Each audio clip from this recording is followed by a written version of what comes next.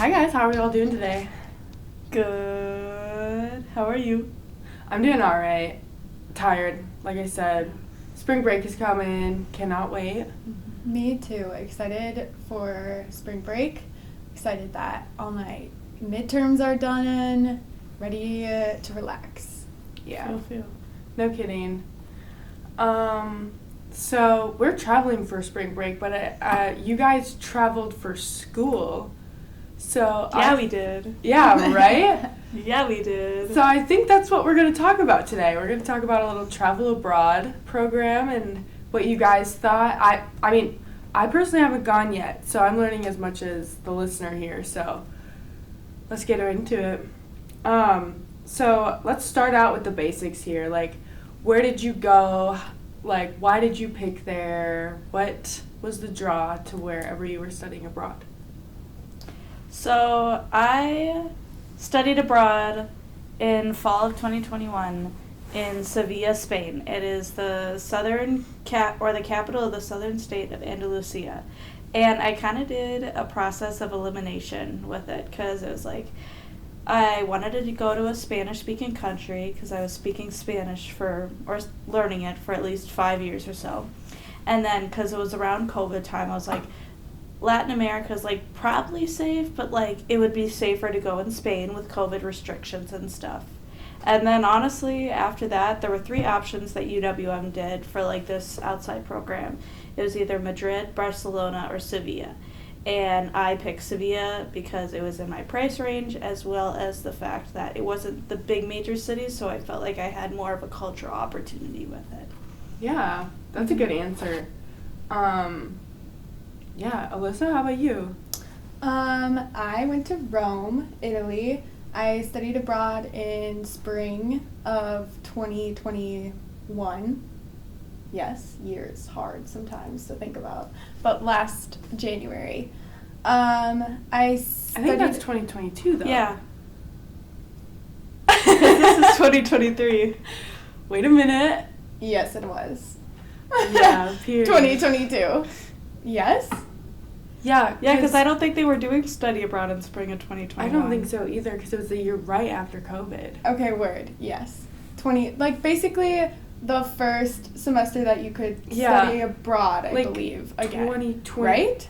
No, because I studied abroad the semester before. That was the first semester. I did with a different program, not through UWM, but like a UWM partnership program. Okay, word. I also did it through like a UWM partnership program. But I know that like at least I had to like sign a letter to the provost, like appealing to like why I needed to study abroad and like I did have to do that. Yeah, too. all kinds of stuff along those lines as well. So that was just like another hurdle, I feel like. Shout out to studying. Yo Maria, who works on campus. I literally interviewed with or talked with her about doing spring of 2022 in like mid-March of 2021, and she's like, yeah, the deadline passed for you to do it in the fall, but if you do it really quick, I'll let you do that. And I was like, word, I'll do that. So she helped me. That's all so the nice. UWM people are really good at helping with getting you to study abroad because it is such a good experience. Definitely. Yeah. So shout out to that. Very, very encouraging. But yeah, I guess the reason that I chose Italy is that I am studying Italian. I also needed to study abroad I'm a global studies major, so you're required to study abroad, and you're also required to do an internship abroad. So I studied abroad for the whole spring semester, and then after that I did an internship abroad in the summer. Where?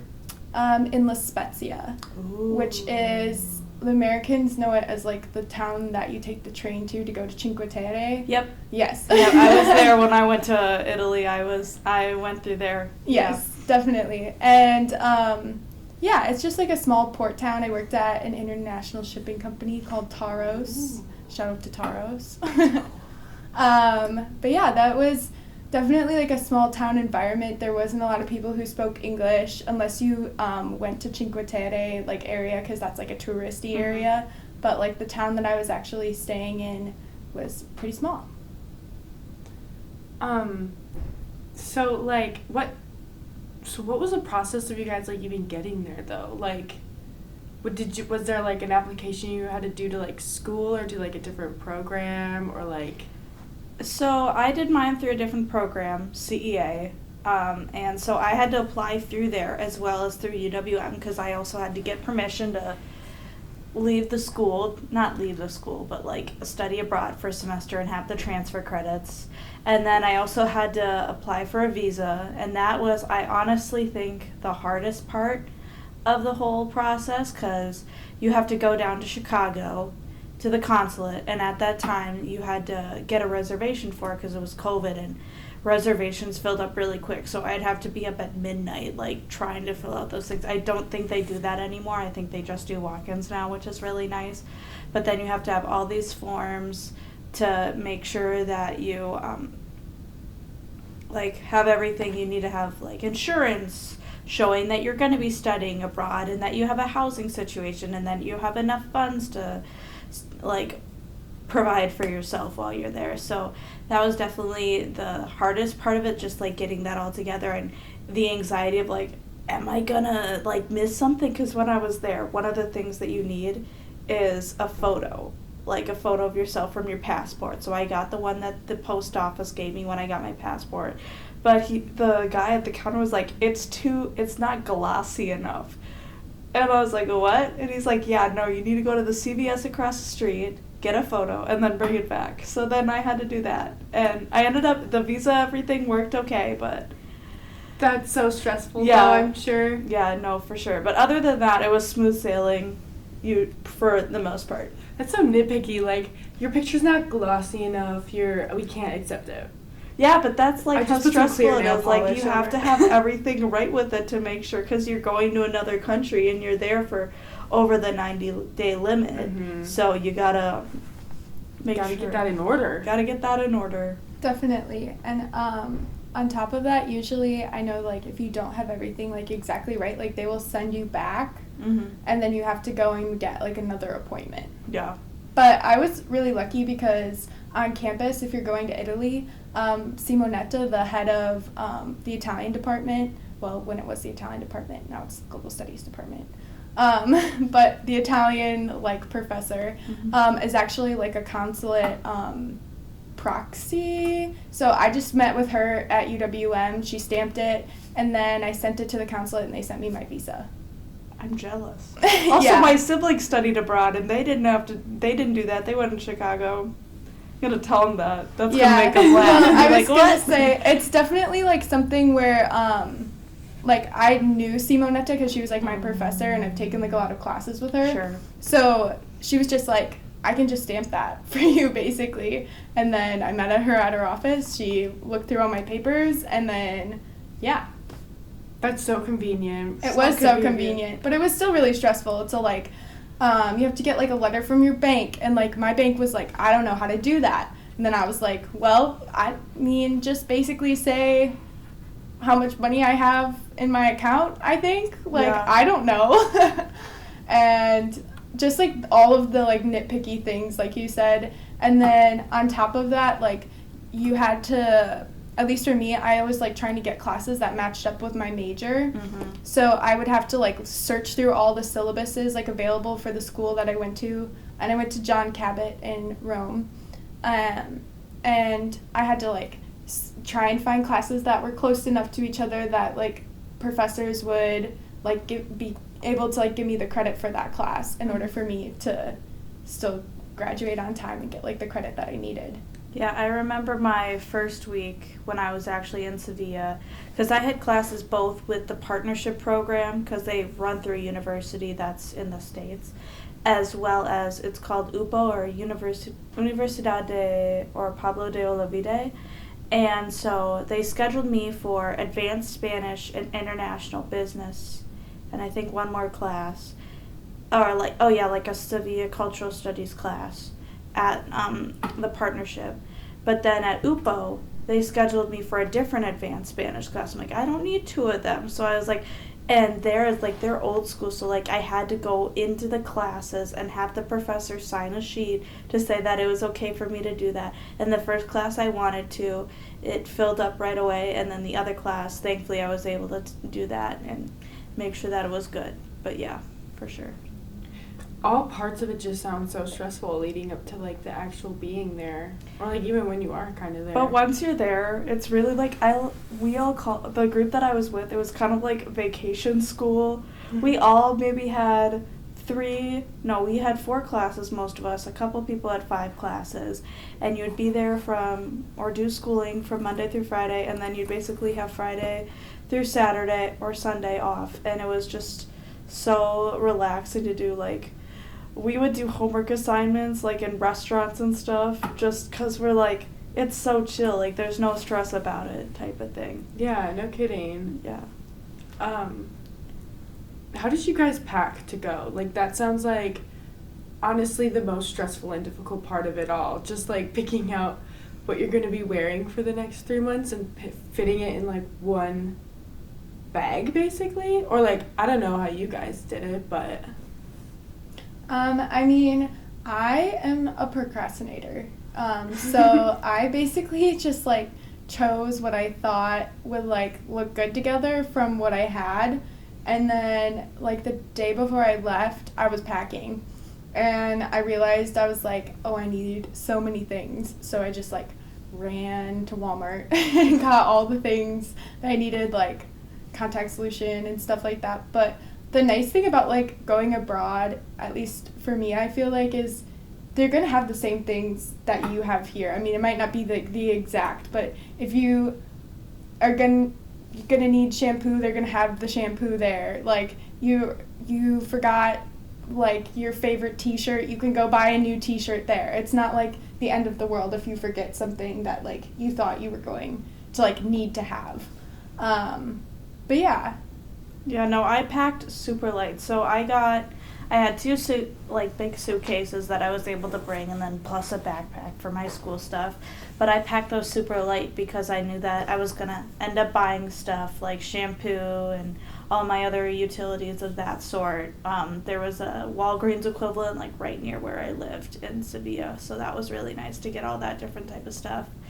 And then I packed so light on clothes just because I knew that I was going to do so much shopping.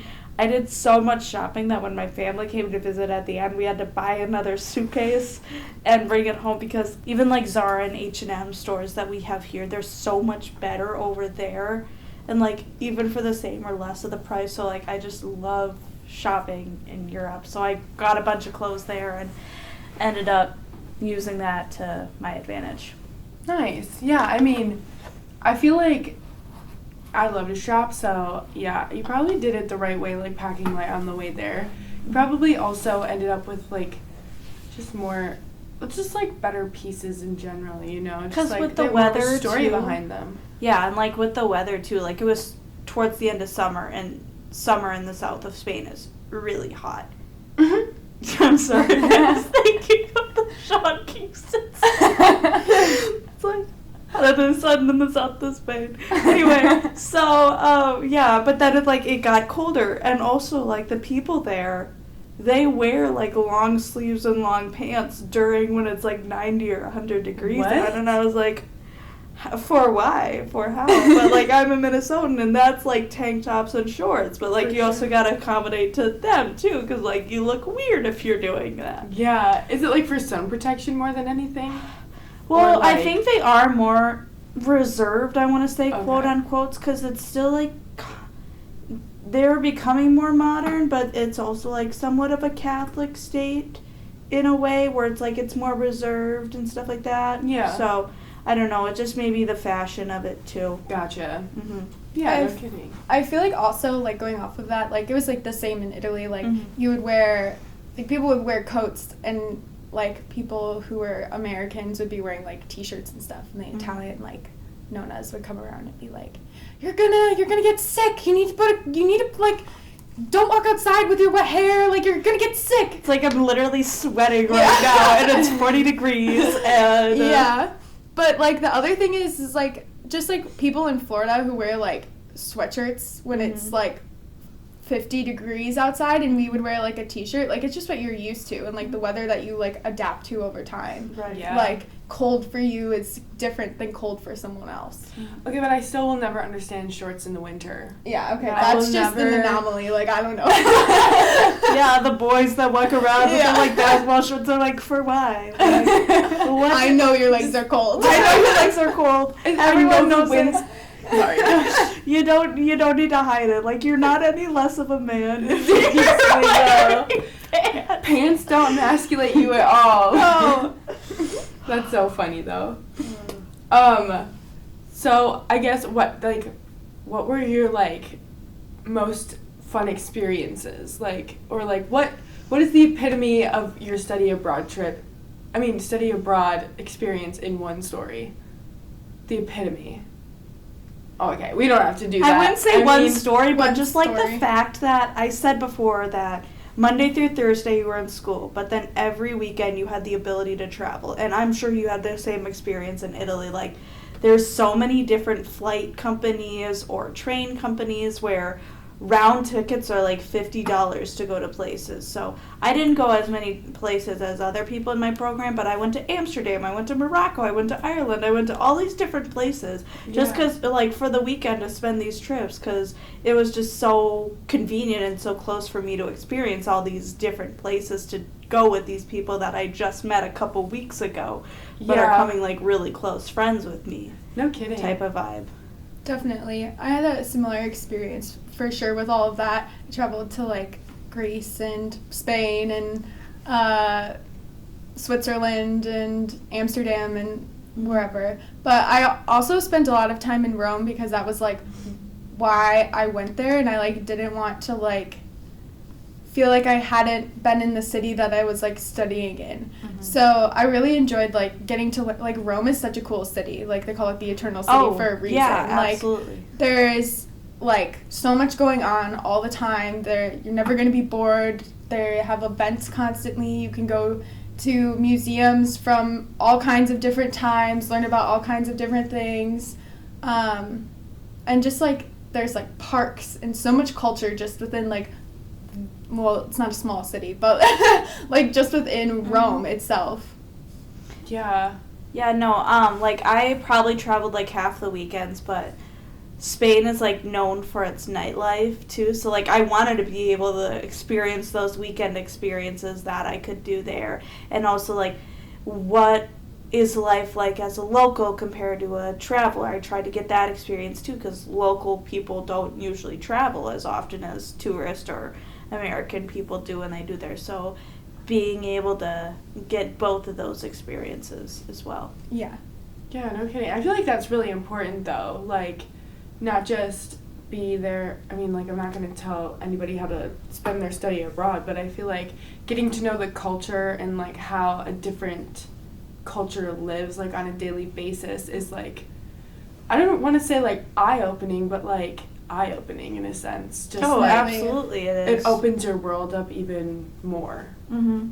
I think it just like helps to like shift your perspective in general. Like learning like the different ways that people think and different norms that people have is like not something that like a lot of people like tend to think about when you're like just surrounded in the same environment. But when you like go and insert yourself into like a different environment, you're the odd one out, and you're observing like all of the other norms that are like around you. Mm-hmm. Yeah, absolutely. It's a vulnerable position to be in, but it pushes you. Oh, yeah.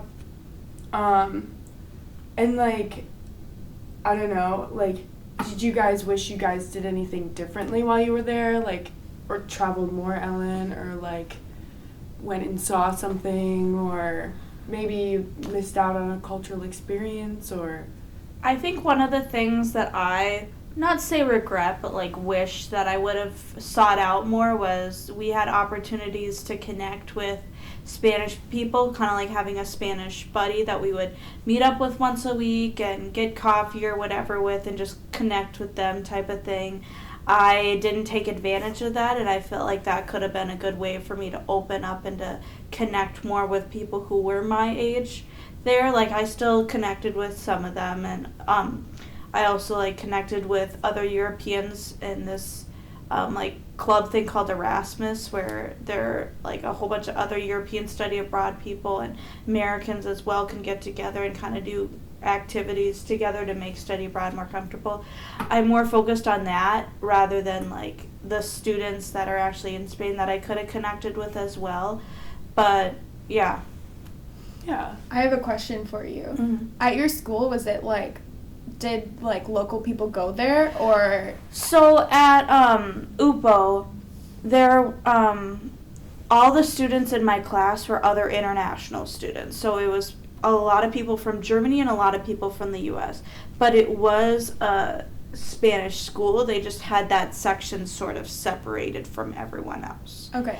The people who went to Universidad de Sevilla were in classes with other Spanish people, but that's Okay. just how, because I was an international business person, I was supposed to go to UPO. But, like, if I were to study Spanish there or some of the other different subjects, I could have studied at Sevilla, but I didn't know that going in. But honestly, it was cool to go to UPO anyway, so. Definitely. Yeah. Yeah, my experience was, so I went to like basically a private school, Okay. but so of course that attracts like local students and international students. So like one of my really good friends that I made, she was from Poland, and it was, I mean, for me, I was like abroad when the war between Ukraine and Russia broke out. Oh, yeah. So that was like really interesting, just because I was obviously like a lot closer than like people who were in the U.S. And there was like, I was witnessing like a lot of protests that were happening. Like I had people in my class who were from Poland and from Ukraine and from Russia, and like witnessing how like the school was like reacting to that as well was like just like really like an interesting experience. Yeah. I bet. Yeah, and then on top of all of that, like, there was also, like, local students. But so at my college, it was an English-speaking, like, university. So locals went there to, like, learn English. So there was, like, classes where, like, people would be learning English. And then there were classes that, like, you were taught in Italian. So it was, like, a mix of both. Okay. But yeah. That's cool. Yeah. No, I think one of the big, I didn't go, I'm trying to remember if there was any, like, big experiences kind of like the Ukraine thing going on. I think one of the big things was that it was kind of a wave effect where it's like, we're getting out of COVID, so we're releasing a bunch of the restrictions, and then towards the end of it, people are getting COVID again, so we're putting a bunch of restrictions out again. I think that was the big wave of things, because like I got to see everybody like opening up and like going out and doing all these traveling things, and then once we were done, like all the traveling kind of shut down a little bit type of thing. So Yeah, because basically when you were coming back, I was leaving. Mm-hmm. So, yeah, I remember I couldn't see anyone before I left. Like, I quarantined myself in my room because Omicron was horrible around Christmas, and I was leaving right after Christmas. Oh yeah. So, I just, like, stayed in my room for, like, 10 days before I left. And you had to take, like, a COVID test, no matter if you were vaccinated or not, to, like, get into any European country. Oh my god, I forgot about that. That was hard. But Yes. yeah, go on. Yeah. So then everything in Italy was, like, locked. Like, you had to wear a KN95 mask outside. You had to wear it in school. You had to wear it no matter where you were. And, like, the police would, like, come around and yell at you if they saw you outside without, like, the mask around your face. Mm-hmm. So, like, that's how it was for the first 2 months I was there. And then the outside rules, like, went away.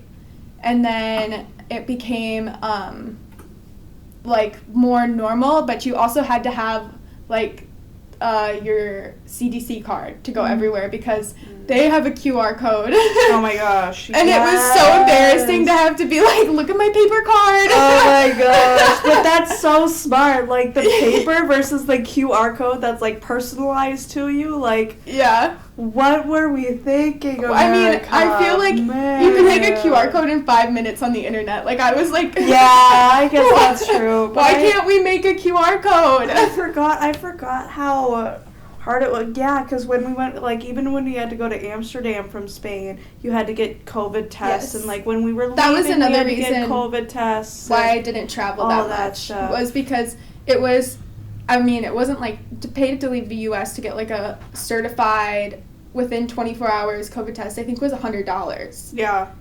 But in Europe it's like 15 euros. Mm-hmm. But it's another 15 euros that you're spending to get Each there. time, yeah, like to leave and to come back like for every weekend. And then on top of that, like, you had the chance of getting COVID, and if you got COVID, you couldn't go and do anything. Like, you would get isolated into, like, my program would, like, isolate you in, like, a room by yourself, basically. So. Were you in dorms? How was your housing situation? I lived in an apartment. Okay. So I went abroad with API. Okay. And so it was with, like, all U.S. students that I lived in my apartment with, but they were from like all over the United States. Cool. So they call it Casa de Sevilla, and so when in my program you had 3 options. You had either a homestay, which was like staying with a host family. You had an apartment, which I think only 3 boys did, and then we had Casa de Sevillas, where you would be in this little your house, and you wouldn't be living with someone who is from Spain, but someone from Spain would come, they would cook your meals, and they would do your laundry and clean your place.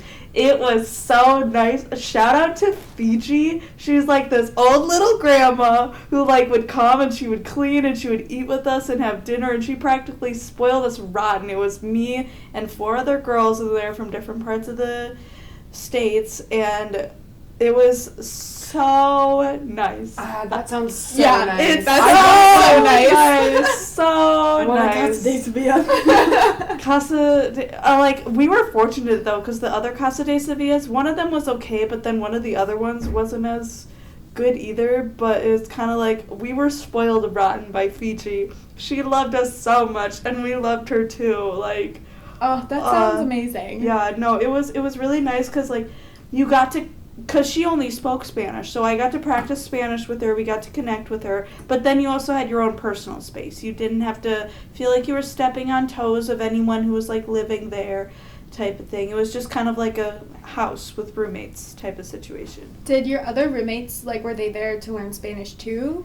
They were from the same study abroad program that I was in. So. Yeah, but they were, like, studying Spanish? Yeah, some of them didn't know any Spanish at all coming in, and we're doing international business. As one of them was completely Spanish, and then a couple other ones were also doing international business but knew the same amount of Spanish as me, type of thing. And it was really cool. The 2 girls that didn't know Spanish, like the fact that they learned so much more than when I did when I was learning Spanish in school, because you're immersed in the culture and you're kind of forced to do it. And I just think that was really, really cool to, like, see them grow through that. And even me, like, I grew so much in my Spanish while I was there. Yeah, you guys both went for, like, you're minoring in Spanish or No, majoring? I've taken Spanish for so long because, well, first of all, the international studies want you gotcha. to, but also, like, it was drilled in me to, like, not drilled, but, like, encouraged by my parents who don't know any other languages besides English to learn another language. So I learned Spanish because it seemed like a lot of countries that I would interact with were Spanish. So I wanted to apply that to the real world. Yeah, no kidding. I know you like are studying Italian, and like I don't know, was it easier to like pick up on more stuff, like just because you like. I know it's easier to, like, pick it up when you're, like, surrounded by it, but, like, isn't it overwhelming, though? Like, just, like, encountering people and, like, literally having to try to communicate, in a sense? It can be, but I feel like, especially Rome, you basically, like, have, like, a bailout at any time with, like, English, because a lot of people in Rome, like, it's a huge tourist city. I mean, like, for sure, there was tons of people who I encountered who didn't know English, or knew English, like, minimally, yeah. But I feel like the hardest thing for me was, like, the people who I studied abroad with didn't have any intention of learning Italian and didn't know any Italian. So then I would want to go and speak in Italian when I would order my like food at dinner, and then the person that I would be getting dinner with would order it in English. Oh, that's like my biggest pet peeve Yeah. when I'm out with people traveling. That's like, no, I'm trying to be cultural, but you're pushing me down. Yeah. Well, it was okay though, because I usually ended up just speaking for everyone, which would be like allow me to practice my Italian like way more. Mm-hmm. And also I would, and like anytime there was any, like we had to encounter like a local person, they'd be like, oh my gosh, Alyssa. And then I would be the one that would like do the communicating for like a group of people. So like that was like good, but it was also just like there was a lot of people there for a lot of different reasons. Right. I think for me, because I didn't go to a major city, I went to a big city. Like, it was a bigger city, and it was definitely, like, the vibe was college study abroad vibe, but it was also, like, Spanish vibe, too. But it seemed like, especially with how small my group was, because there was maybe 50 of us total in there, I feel like everyone at least had some intention of learning a bit of Spanish, whether or not they didn't know any at all, or they were doing it for their major, or somewhere in between type of thing. So that was really fortunate that when I would go out with people, they would try to do it and be open to it. Yeah, well, I mean, like, it's also really nice, I feel like, because Spanish is, like, something that, at least, like, as a kid, I, like, learned minimally, and, like, knew some, like, basics probably enough to at least be in the right direction. But, like, Italian is, like, one of those languages that, like, a lot of people are, like, you speak it in Italy and, well, and Switzerland, and besides that, like, there's not a lot of places to use it, so they don't feel the need to, like, learn the language. But, Also, you know, like, I feel like as someone who's, like, studying there for 4 months, it's probably, like, a good idea to try. right.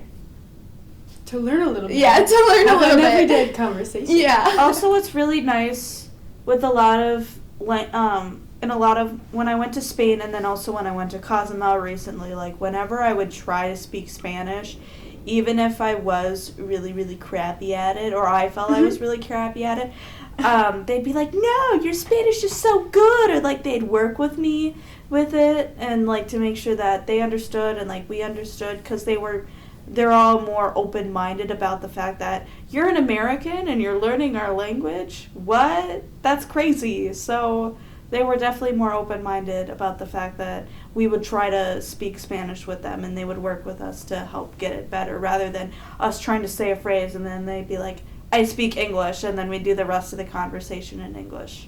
No, yeah, definitely. That was, like, the same for me in Italy. Like, everyone is, like, so excited that, like, you want to, like, speak Italian with them. In fact, I went back to Italy this past January, and I was, like, at a bar, and I was, like, talking with, like, the lady at the bar, and she was like, oh, like, where are you from? Like, you have an accent, like, like, are you from, like, the Netherlands? And then I was like, no, like, I'm from America. And then she was like, oh, Americans don't learn other languages. No, they don't. Because, like, when you're in Europe, you learn multiple languages growing up. But then here, it's not enforced until middle or high school, when it's not as easy for our brain to understand those languages. And we just do it because it's a requirement, not the fact where it's like, in Europe, all these countries are right next to each other, so there's more likely of a chance that you're connecting with each other. Definitely. So, yeah, that was, like, my experience, at least with, like, talking to, like, locals and stuff, that they were always, like, so excited that you wanted to learn their language, especially Italians, because, like, one of my Italian, like, friends told me that she's like, we just want to, like, talk with everyone, and no one speaks our language, so we have to try and, like, learn a whole bunch of other people's languages. So when someone, like, learns our language, it just, like, is so exciting. And the amount of free food that I've gotten also from like speaking minimally with people, and then being like, oh my gosh, you're, like, learning Italian, and they're like, oh my gosh, here's free tiramisu, here's a free pasta plate, here's an appetizer for you. It's not just the fact that it's, like, respectful to learn another language when you're going there, but, like, it's really helpful, too. Because, Yes. like, when you're needing to deal with, like, taxis or other, like, living arrangements, or you're getting lost or something like that. Mm-hmm. Going to the pharmacy, I feel like, was a big one. Mm. That anytime anyone in my program needed to go to the pharmacy, they would be like, Alyssa, will you go to the pharmacy with me? And I'll be like, sure. Yeah. I guess, was there any point where you were, like, homesick or just, like, culture shock to your core that, like, you were just, like, questioning anything? Just kidding. I didn't mean it, like, so intensely. Just more, like, was there, like, a moment for you that you were just, like, holy crap, like, or I guess you guys can take it from here. Honestly, no. I'm never one to get homesick. Like, I am very much like a traveling type of person, but I definitely witnessed other people being homesick. So that was, I mean, I found that hard to see because it's like we're in such a cool place and it's such a cool experience, but I can understand the fact where it's like, yeah, we're literally across the Atlantic Ocean from our families and that far away from stuff. But I don't think I ever personally got any too big of a culture shock of that sense. Mm-hmm. Fair enough. Yeah, I guess for me it was like, I've been waiting so long to, like, go abroad because I'm started going to college in 2019. So 2020 COVID happened, spring, and I was planning on going to Peru that summer. Obviously COVID canceled. Tried to study abroad like 3 times, like next summer canceled. Like, it was just like a lot of frustration with, like, really wanting to go. And again, I thought with, like, COVID happening again and, like, I thought it was going to get canceled again. Like, it was just like something that I had been, like, anticipating for so long. So, like, to get there, I was just, like, so excited to be there. And, like, it had been something that I had been learning about now for 3 years. And I was, like, so excited to actually get to experience, like, what I had been, like, studying. But I feel like the only thing that was hard for me for, like, homesickness was I had my birthday when I was abroad. My 21st birthday. Which means nothing in Europe. Yeah. And it was really nice though, like, all of the people in, like, my program, like, threw me a birthday party and, like, we had so much fun and they were, like, all so sweet. But it was just, like, one of those moments that, like, I had been really looking forward to, like, celebrating that with my friends. And then, like, none of my friends were obviously there. I mean, my new friends were, but, like, the, like, people who were a part of my life, like, up until that point weren't. So that was probably the only one that was, like, a little homesick and, like, a little heartstring. Yeah, for sure. Yeah, no, I could totally see where, like, you wouldn't be homesick, though, just because I feel like there's, like, an end date to it. Like, no shame to anyone who does get homesick. No, like, no, that's totally absolutely legit, not. Yeah. too. But I feel like if I was in your shoes, I probably wouldn't get as homesick either. It's just that there's so much going on. There's so many Yeah. cool experiences to take in. You kind of just forget that fact. And it also, like, if you're just going for a semester, it flies by. Oh, yeah. So fast.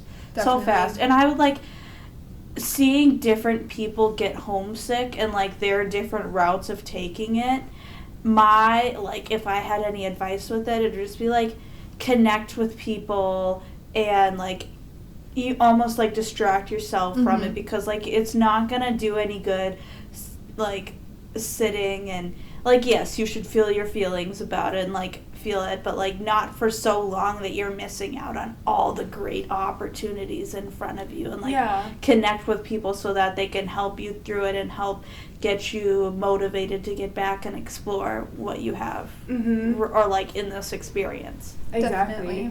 I had, so I lived with 4 other girls, and there were 2 of them who got, like, homesick, like, a lot throughout and I would always, like, it's hard also to, like, tell people, like, how to help them when you're not in, like, the same shoes as them. So, I would always tell them to, like, go for a walk because I feel like that is just, like, such, like, a healing thing. Like, get out of your room, get out of your phone where you're watching all of your friends do things without you. Like, I stayed off my social media so much. Like, yeah, I did not talk to anyone back home when I was there. And I think that was a good thing, too, to, like, cut that off, to be like, explore this now. Definitely. And I would always say, like there was this park that was, like, on top of a hill. It was, like, it's called, like, the Orange Park, but in Italian. And it was just these orange trees, and it, like, looks over the entire, like, all of Rome. Like, you can see, like, all of Rome on top of it.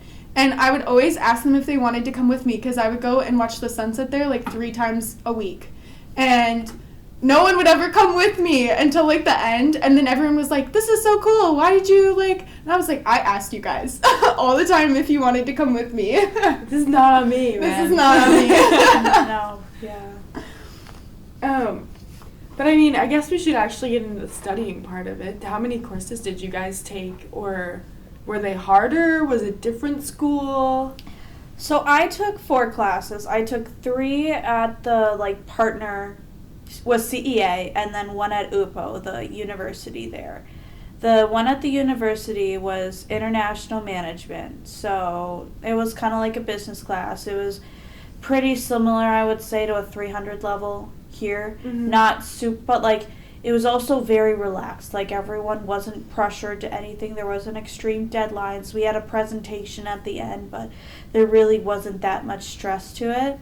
And then at CEA, I took international business, which that class was really fun because it was only 3 other people with me because we had such small classes. And it was this professor who's like, he's from New York and he has a whole bunch of different businesses. So it was really like, I think he had some in the US, but then also some in Sevilla where he now lives. And it was really cool to like hear his insight of it and like have someone who's actually like doing business right now give some advice to us and add that into the learning experience. Then I had a class that was about Sevilla and like the society aspect of it, because I think everyone took a class. It was like the Sevilla like culture type of thing. And with mine, it was like a service learning class. So with it, I had the opportunity to volunteer at a local refugee center. Oh.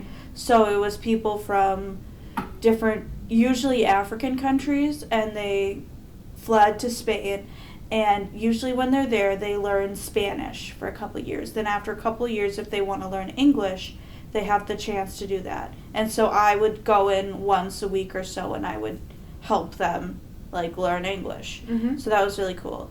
And then my last class that I had, I think this was the hardest class I've ever taken ever. It was advanced Spanish, just because the professor was so hard, and it was very hard to understand things. And so, and I also, like, because it was so relaxed of schooling, I didn't pay attention, or not pay attention, but, like, focus on studying as much as maybe I would in the States. But, like, that was the class where it kind of bit me in the butt to not study as much. All the other classes were like, you didn't study? That's okay, type of thing. But then that one was more like a, you actually got to do the work to understand everything with it. Right. And then, what was the structure of your school like? Is it like similar to like school in the States? Yeah, so I had 2 Monday, Wednesday classes, and then 2 Tuesday, Thursday classes. It was like an hour and a half though, so they felt really long, especially compared to like an hour and 15 minutes here, which still feels long type of thing, so having it be an hour and a half, but yeah, it still was kind of the same structure that it was here. Nice. So it wasn't like super like intense to like switch from. No. Nice. No, for sure. And I only had my UPO class on Monday and Wednesday, so I would take the train, because I was like outside of the city, so I'd take the train there, take it back, then go to my other class that I had on Monday and Wednesday at the CEA Center, which was in the heart of Sevilla, like in the city center part of it. Nice. And then how many classes were you taking? I took 4 classes, but I ended up taking 5. So I took all of mine at John Cabot. My experience is a little different than yours. So it's called an American university, but it's still done in a very Italian way. Right. So exams are the only thing that count for your grade. and you take a midterm and a final, and that's like the only grade that you get in the class, basically. So, and attendance like was another really big portion of like how you got graded, but it was like accounted for in your exam as well. So it was like very interesting, because like if you didn't show up after, I think you got like 2 absences for every class, just because a lot of people would skip class all the time to go and do things. Right. So they had to like implement that. So if you like missed more than 2 classes, you would have to drop the class. So you couldn't skip class. No. Yeah. Could you be late to class? Yeah, most like professors were really nice, but I took an Italian class, and my Italian class was really hard as well. My professor didn't speak any English, so it was just like Italian. That's honestly the best way to do it, though. It kind of just like forces you into the deep end, and then you swim. Yes, and so like the people at like my who were also in my class though were like not really accustomed to like the level of Italian that like we were like speaking in the class, and they would like a lot of them couldn't like drop the class, and more than half of the students in the class failed it. So I did not fail the class, but it's definitely the worst I've done in a language class. No, but, no, my advanced Spanish is the worst grade I've gotten in college so far. Yeah. And I'm like, I feel so embarrassed because it's like a study abroad thing. Yeah. So it's like, I got a C in a class, and I'm like,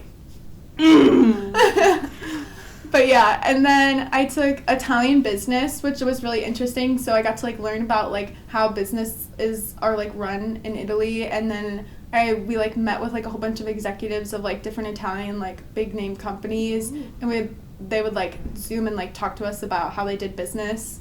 And then I took international marketing, which was like the only class that I really had that was like full of a lot of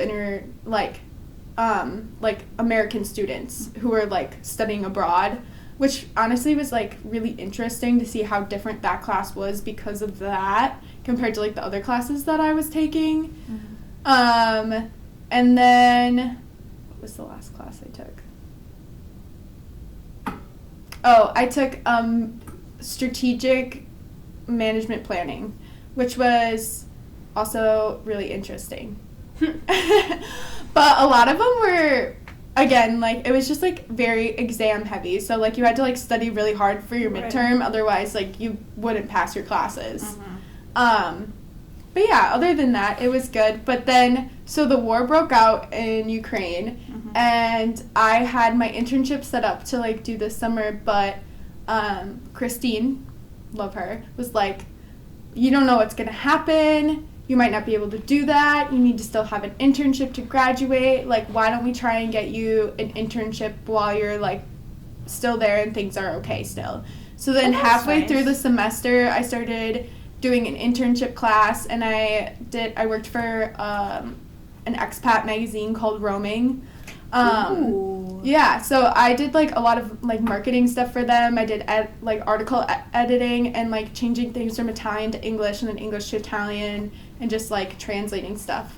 So, yeah. That's cool. Yeah, it was really cool. And it was really cool. I, like, loved my boss so much. He was so fun. And, like, the Italian, like, work environment is just so relaxed compared to, like, in the United States. They're like, oh my gosh, yeah. Let's go and get a coffee right now. Like, we've been working for 20 minutes. That's, like, too long. It would be, like, 11 in the morning, and then people, like, would be out having breakfast and stuff. It's like, what about your job? And then they'd have siesta, which, God loves siesta, which is, like, it's the Spanish, I think it's a big thing in Europe, but especially in Spain, where it's from about 2 to 5 p.m., businesses just shut down. Yep. I love that. They go home, so nice. They eat, they take a nap, they do whatever they want to do just to relax, and then they go and work for a few more hours, and then they're done with the day. Well, yeah, that's usually because a lot of places are, like, family-owned. So it's, like, you and your husband, and, like, you both need to go eat lunch. I know that. Like, can't just do that. Yeah, you can't just. I have heard, and I don't know the source on this, but, like, there have been, like, I know siesta is some sort of thing from also Latin America too, because it would be like when they're working out, they'd be up at the crack of dawn or even before that, and then it would get too hot at like 2 p.m. So they'd spend some time like from 2 to 5 just relaxing because it would be too hot to work, and then after that it would be that. So whether that came from Spain or wherever that, I think that'd be cool to look up or whatever. Yeah, Definitely. no kidding. That would be really interesting. I just think it's really interesting how different cultures like use their day. Oh, And like just the way like it's just normally how it just normally is for them. Yeah. Cuz I don't know, I feel like in America it's like you do, or like in the United States it's like you do whatever you really want. Like they're like you work generally in the middle of the day and like Monday through Friday, but like other than that there's still like a lot of leeway.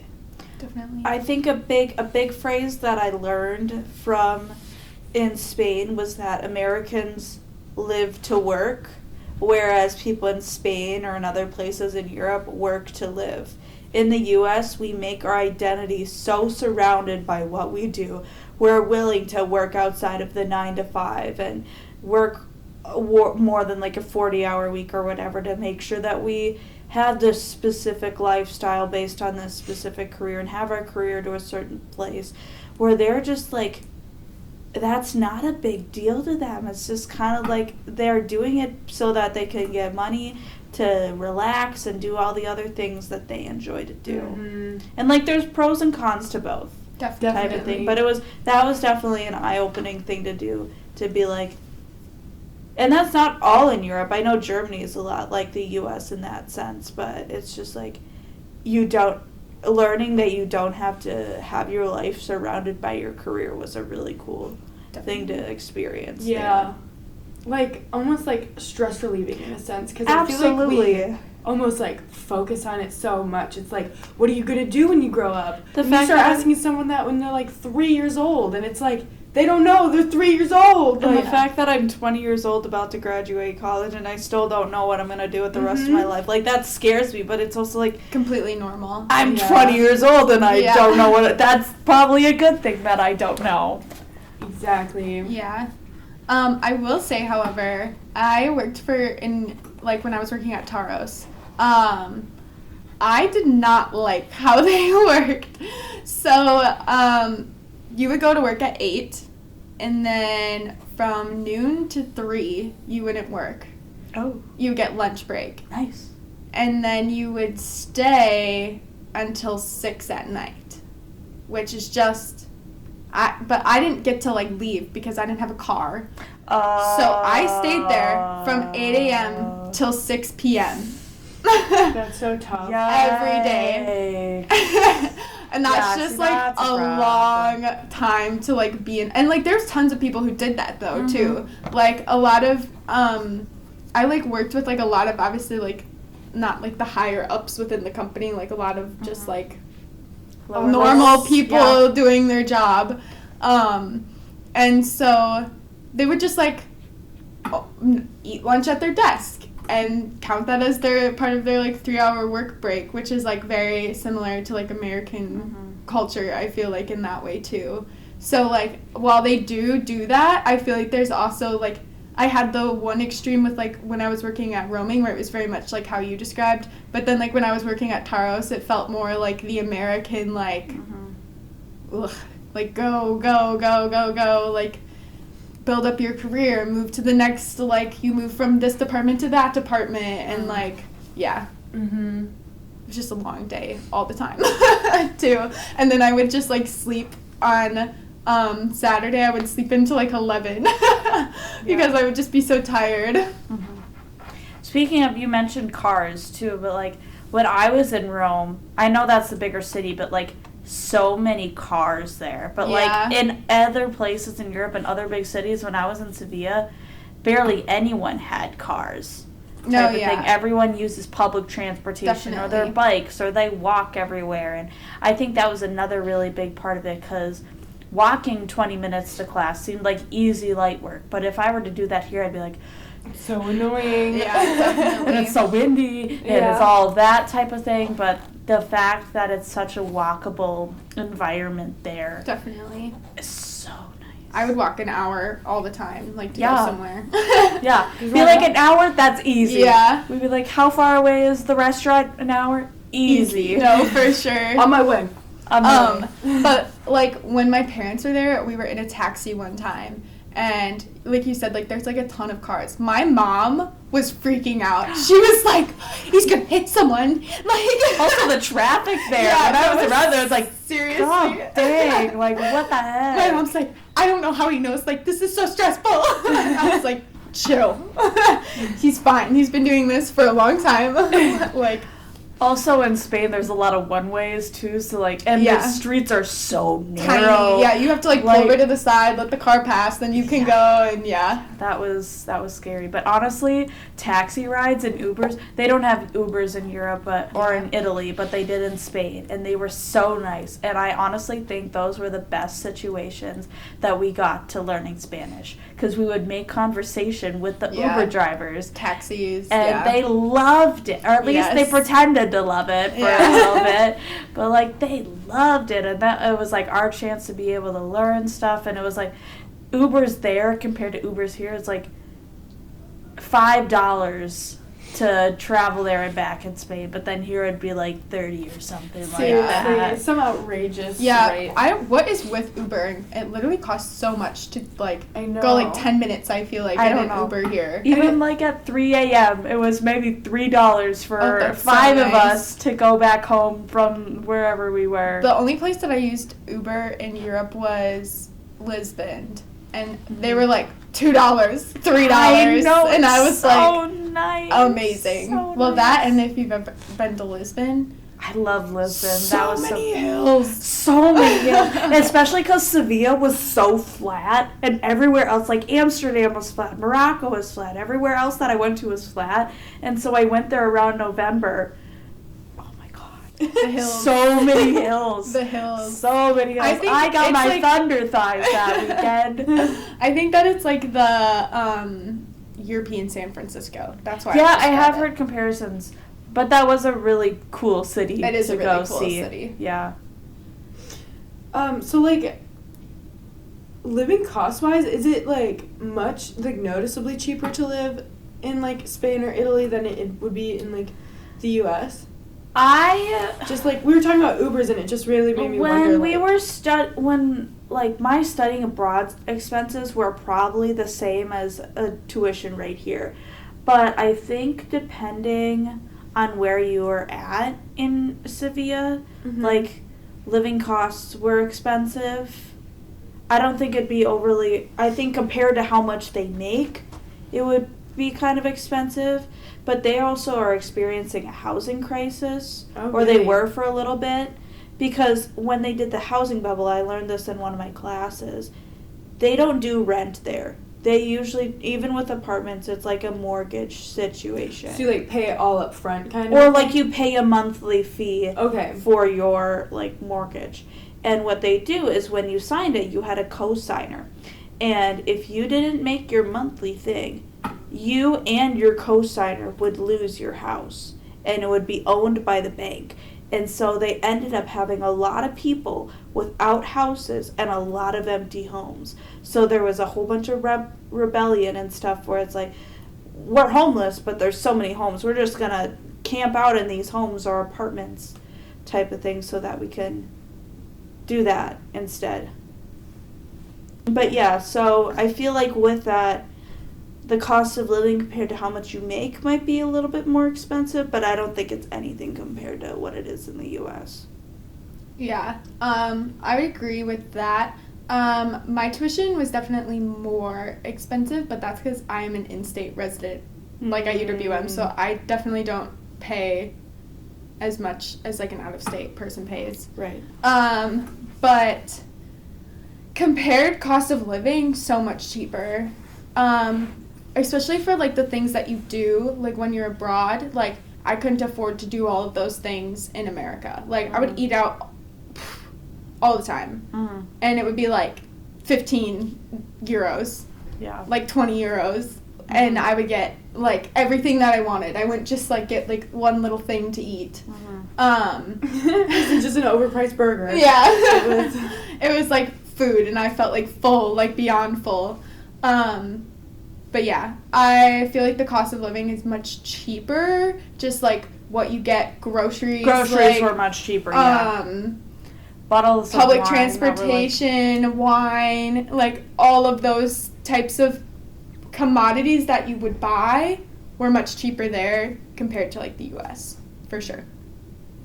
Interesting, very interesting. So like, I guess how much was your like study abroad altogether, like money wise, or like, did you save up for it? Did you get scholarships? Like, and I mean, you obviously like don't have to be super specific about it if you don't want to, but. Yeah, no, I don't remember exactly how much everything cost, but I definitely, the months leading up to it, I saved so much. Like, I think having the motivation of studying abroad was such a huge savings motivator, because I'm usually pretty cautious with my money, but even then I was like, the difference of how much I didn't use knowing about that. And so, yeah. I did have some like family financial help. Otherwise, I did get a couple of scholarships from UW-M, but they weren't like crazy amounts type of thing. But yeah. I got a lot of scholarships from school, paid for most of my tuition. So then most of and I saved a ton of money. I mean, like, I was hoping to study abroad like 3 times in college, and obviously I basically went to college during COVID, so I studied abroad once. So I had been like saving for so long for studying abroad, so I had a lot of money saved up, and that's why, I mean, I traveled for like a month after I was done with everything too, with like money that I had like saved. But yeah, obviously, like, if studying abroad, like, the number one thing is like the university like wants to help you and like apply for all of the scholarships.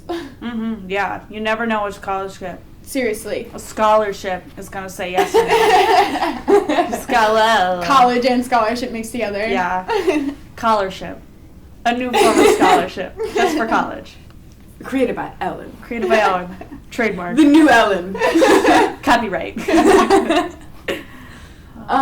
And then I guess I'd just like to wrap this up. Do you guys have any like advice or like, or any, did we not talk about anything that you really wanted to share? Do it. I was just like, any of my friends who ask about study abroad, no matter what their major is, no matter what they're thinking about, I always say do it. There is some program out there anywhere that will have something related to what you want to do. It's going to look great on resumes. It's going to be such a good life experience for you living outside of the country and having to deal with the money and dealing with people from other cultures and all the different life experience that you have. It's just nothing can compare to it. So if you have the time to do it, do it. Yeah.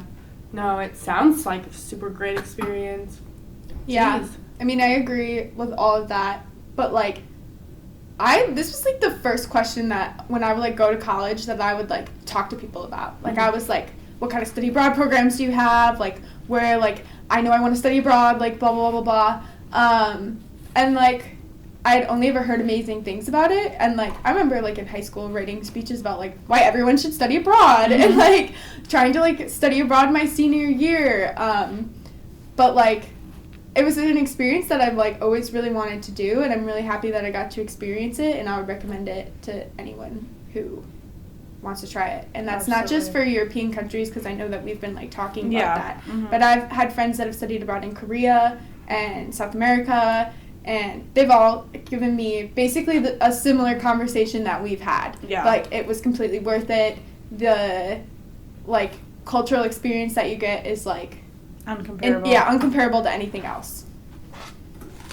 Well, sweet. Thank you guys for sharing like your experiences and stuff. And yeah, it sounds like you guys had a great time. It was a hoot and a half. Yeah, no kidding. Well, good.